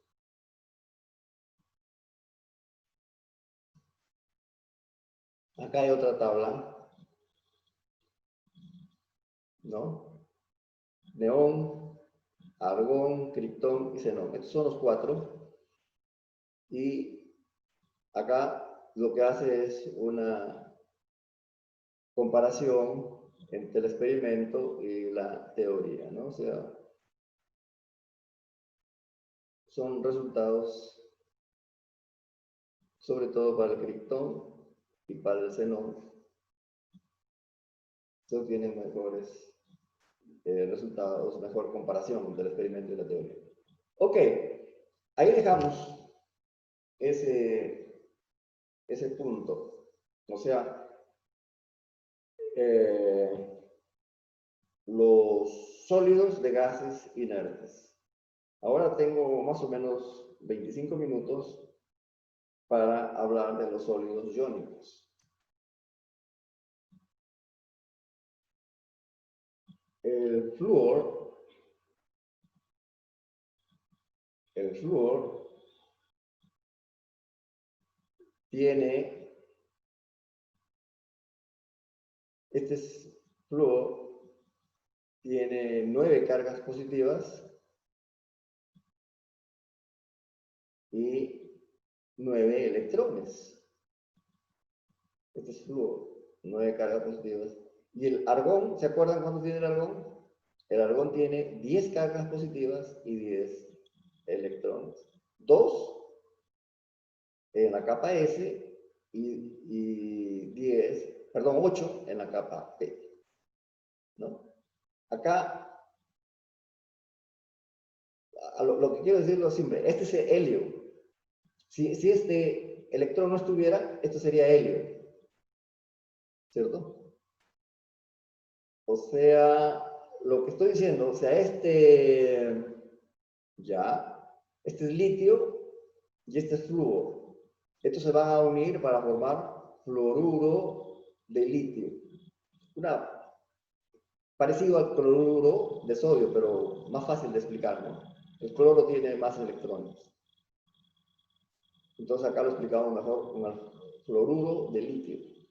El fluoruro de litio, este es flúor y este es litio, que se van a unir, y este electrón de litio va a pasar acá, y si no fuera por este 3, entonces esto sería helio. Y si no fuera por este 9, esto sería argón. O sea, las capas electrónicas son igualitas acá. Las capas electrónicas aquí son igualitas que para el argón y acá son igualitas que para el helio. Lo único que acá hay una carga negativa porque hay 10 electrones y solamente hay 9 protones. Y acá hay 2 electrones, igual que en el helio, pero hay 3 protones. ¿Qué quiere decir?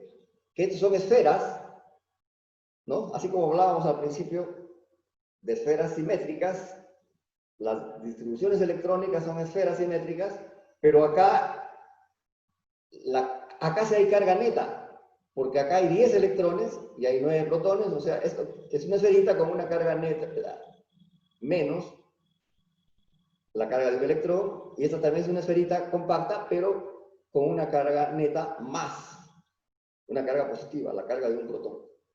Entonces, estos ya no interaccionan tan débilmente, como 2 átomos de gases inertes, sino van a interaccionar ya por la ley de Coulomb, ¿no? O sea, carga monopolo contra monopolo. Q1 por Q2 entre distancia R al cuadrado. O sea, el potencial va a ser Q1 por Q2 entre R.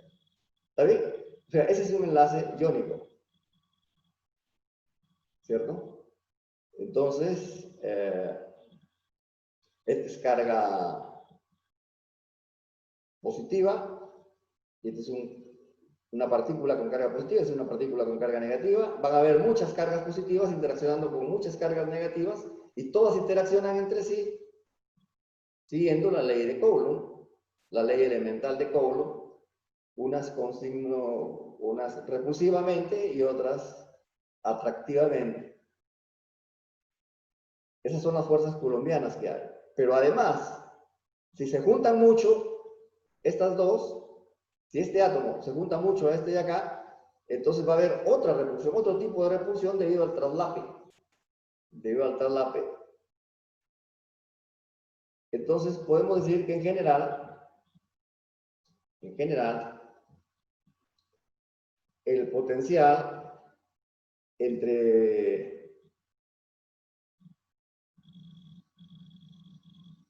un cloro y un sodio, entre un flúor y un litio, es de esta forma, ¿no? La interacción entre dos partículas cualquiera, allá. Voy a ver si lo escribo mejor en la pizarra.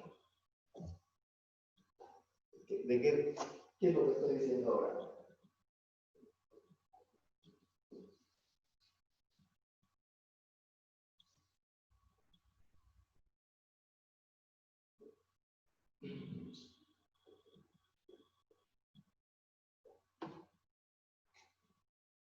Hay más o menos así la cosa.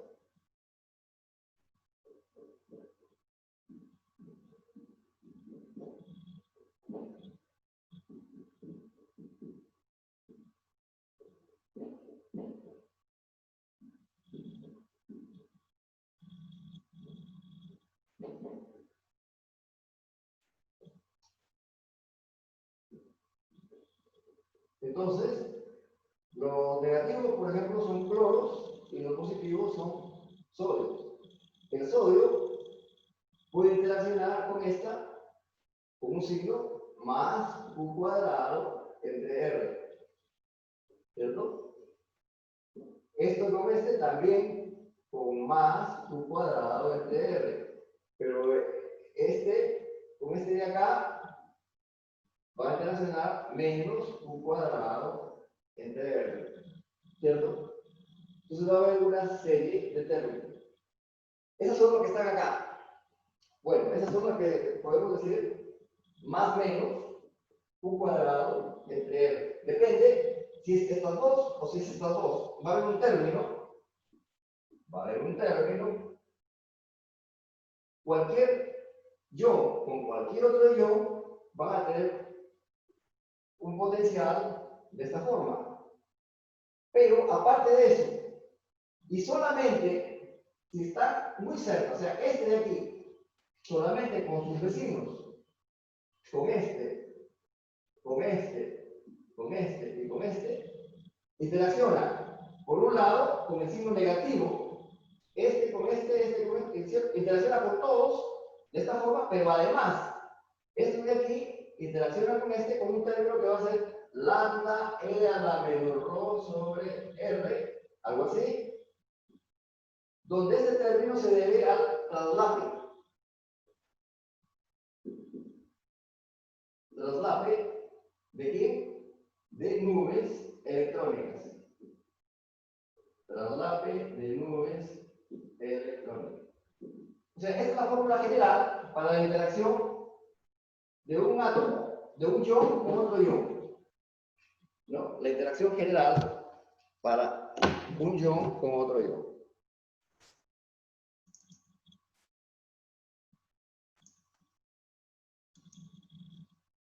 A eso se refiere esta fórmula. Un ion I con un ion J que están separados por una distancia R, se pueden interaccionar de acuerdo a esta fórmula. Si son del mismo signo, así, o si son de signo contrario, con signo menos. ¿Cierto? Y si son vecinos,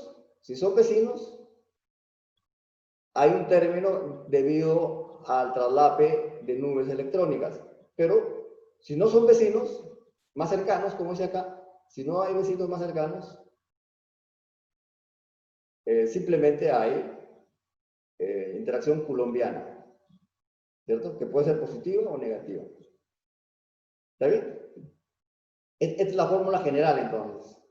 Esta es la fórmula general para la interacción de un ion de cloro con un ion de sodio, o un ion de flúor con un ion de litio, o con un ion de cloro, un ion de potasio, etc. Entre dos iones. Esta es interacción entre dos iones. Si son cercanos, es esto. Y si no son primeros vecinos, es esta otra. Y yo puedo calcular la interacción de un ion de cloro con todos los demás, sean cloros o sean sodios. El ion, si quiero, I, puede ser un cloro o puede ser un sodio, y interaccionan con todos los demás iones que están en el material. Y voy a hacer una suma de todos estos términos que está acá. ¿Cierto? Y una vez que ya tengo la interacción de 1 contra todos los demás, la multiplico por n, y ya tengo la energía total del cristal. ¿Cierto? La energía total del cristal. ¿Por qué por n ahora y por qué por n medios antes? Acá se supone que n es el número de átomos de un tipo, o sea, N es el número de átomos de cloro o N es el número de átomos de sodio, ¿no? En total hay 2N átomos. Entonces, de todas maneras, este es como si fuera el N medios, pero de 2N. ¿Entendido? El U del cristal, entonces, es el número total de partículas que están interaccionando entre 2. En este caso hay 2N iones que están interaccionando entre sí, 2N sobre 2. Hay N cloros y N sodios. ¿Está bien? Entonces, el mismo método, o sea, se plantea primero una interacción. Esta podría ser, entonces, el equivalente a una interacción entre dos, una interacción Lennard-Jones, digamos. Una interacción Lennard-Jones, de esa forma. Y una vez que ya describimos la interacción entre dos partículas, describimos ahora uno interaccionando con todos los demás. Y una vez que ya calculamos eso, simplemente lo multiplicamos por n, ¿no? Entonces, acá, esta fórmula es para el cristal cloruro de sodio. Esto de acá puede ser, en general, para cloruro de cesio, cloruro de sodio o sin blenda, cualquier material iónico, cualquier cristal iónico. Acá para el cloruro de sodio, 6. ¿Por qué 6? Porque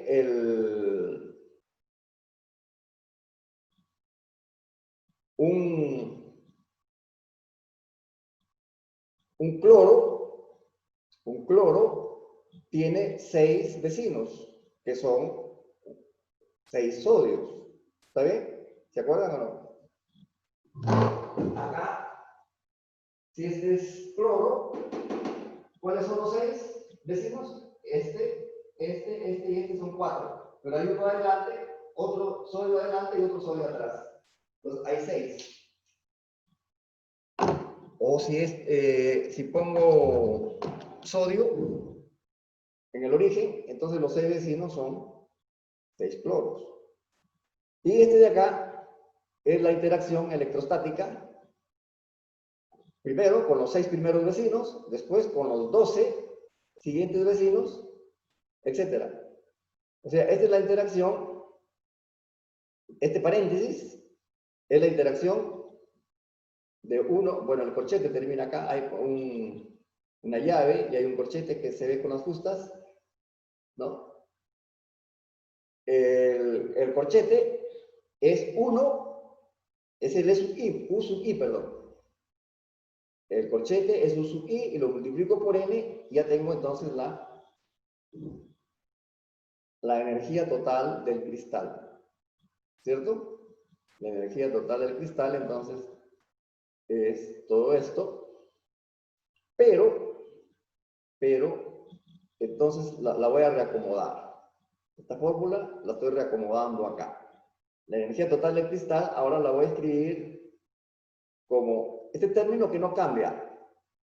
Lo dejo igualito como está ahí, ¿cierto? Solamente le pongo, en lugar de 6, Z.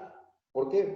Puede para que valga también para los otros casos. Aquí este 6 es cuando es cloruro de sodio. Pero si es cloruro de cesio, por ejemplo, un cesio, ¿cuántos cloros tiene de vecinos? A ver, alguien que me responda, por favor. ¿Qué estructura tenía el cloruro de cesio? Cúbico, sí. ¿Cuántos vecinos? ¿Alguien dijo el número? Un cesio que está en el centro de un cubo tiene ¿cuántos vecinos cloros que están en los vértices del cubo? 8. 8. Entonces, este 6 vale para cloruro de sodio, pero tendría que ser 8 para cloruro de cesio y quizás 4 para la blenda. No estoy muy seguro, pero hay que verlo. Pero sí, estoy seguro que son 8 para cloruro de cesio. ¿Ok? Este 6 cambió, pero lo más importante acá es que toda esta suma se ha escrito acá en forma simplificada. Q cuadrado entre 4 pi epsilon 0 R queda, ¿no? R es un denominador común y esta alfa es una suma, ¿no? Es una suma que va a ser 6 menos 2 entre raíz de 2, más 8 raíz de 3, menos 6 entre 2, etc. Esta alfa es una suma que es así como está acá, ¿no? R son los primeros vecinos, los segundos vecinos están a una distancia R raíz de 2, los terceros vecinos a una distancia R. O sea, parecido a lo que dijimos antes para esa suma de PJ a la 12 y PJ a los R. Ahora definimos una suma simplemente de más menos 1 entre P y J. ¿Por qué más menos? Porque si los iones son primeros vecinos, la interacción es negativa. Y si son segundos vecinos, la interacción es menos por menos, es más. O sea, los signos van intercambiando conforme son primeros vecinos, segundos vecinos, terceros vecinos. Este signo va cambiando, ¿cierto? Pero el factor P y J es siempre una suma de enteros al cuadrado a los cuales se le saca la raíz cuadrada. Raíz cuadrada de m cuadrado más n cuadrado más p cuadrado, ¿no? Ese es el alfa y se llama constante de Madelung. ¿Está bien? Entonces, esta es una forma de expresar la energía total. Entonces, podemos hacer la suposición otra vez. Podemos hacer la suposición otra vez de que el cloruro de sodio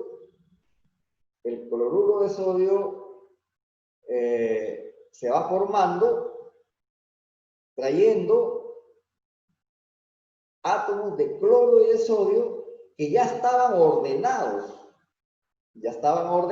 en una estructura sal-rock, o rock-sal, perdón, ¿no? O en la estructura que todos conocemos, ya estaban ahí ordenados, pero solamente va cambiando la distancia entre vecinos más cercanos, ¿cierto? Entonces, se usa el mismo truco para poder expresar toda la energía en función de un solo parámetro, R. ¿Qué cosa es R? La distancia entre vecinos más cercanos. Entonces, como ya sabemos expresar la energía de todos los 10 a la 23 sodios más los 10 a 23 cloros en función de una sola variable, la expresamos en función de una sola variable, entonces ahora podemos derivar esto con respecto a R igualar a 0, ¿no? Derivamos con respecto a R, igualamos a 0 y podemos obtener por un lado R0, por un lado R0 y por otro lado la energía de cohesión. No es tan simple como antes, ¿no? Se necesita un poquito más de álgebra, pero de todas maneras se logra. A partir de esta igualamos a 0 y obtenemos, aquí todavía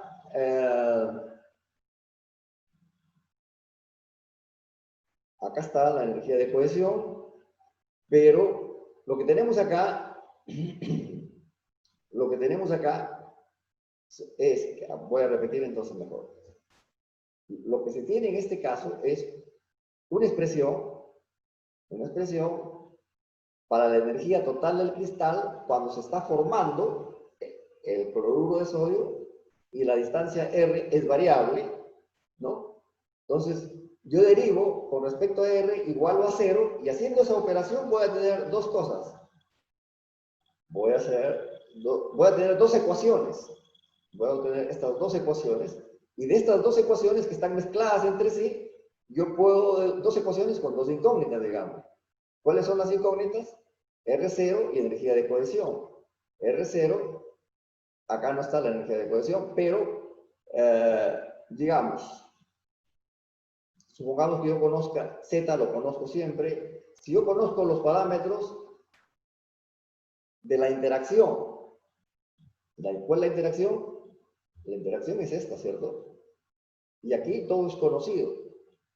Bueno, R es una variable, pero los parámetros equivalentes al épsilon y al sigma, los equivalentes al épsilon y al sigma de los gases nobles, de los gases inertes, el épsilon y el sigma de los gases inertes ahora son reemplazados por el lambda y el rho. el lambda y el rho de esta interacción entre las nubes, ¿cierto? De las nubes electrónicas.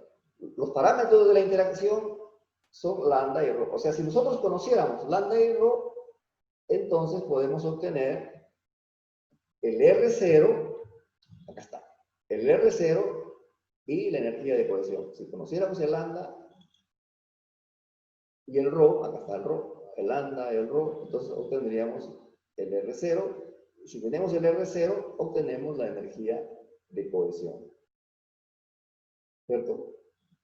Y al revés también, si tenemos experimentalmente el A, si tenemos el A, o sea, la celda unitaria del cubo, la arista de la celda unitaria, entonces el R0 también lo vamos a obtener. Y si tenemos el R0, y si tenemos la energía de cohesión, si tenemos el R0 y la energía de cohesión, podemos tener el rho y el lambda. ¿Cierto o no? Si tenemos el R0 y la energía de cohesión, usamos esto para tener el rho, y si tenemos el rho, lo reemplazamos acá y obtenemos el lambda. No es tan directo como antes, pero funciona. O sea, nosotros podemos hacer un modelo de la suma de todas las energías potenciales que interaccionan entre sí, todos los cloros interaccionando contra todos los sodios, en función de un solo parámetro. Ahí ya hemos reducido todo el problema, lo hemos simplificado.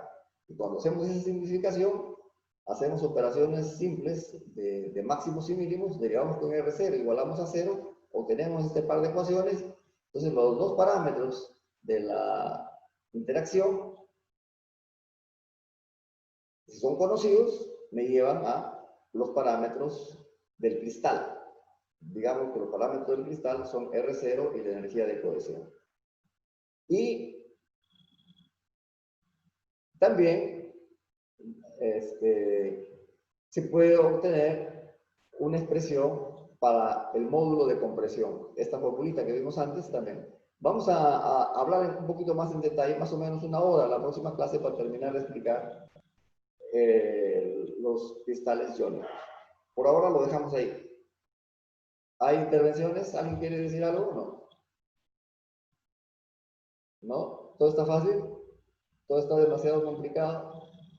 Profesor, ¿podría subir las diapositivas para ir revisando con Las más subo ya, es lo primero que voy a hacer, el video lo subo mañana, las diapositivas las puedo subir hoy día.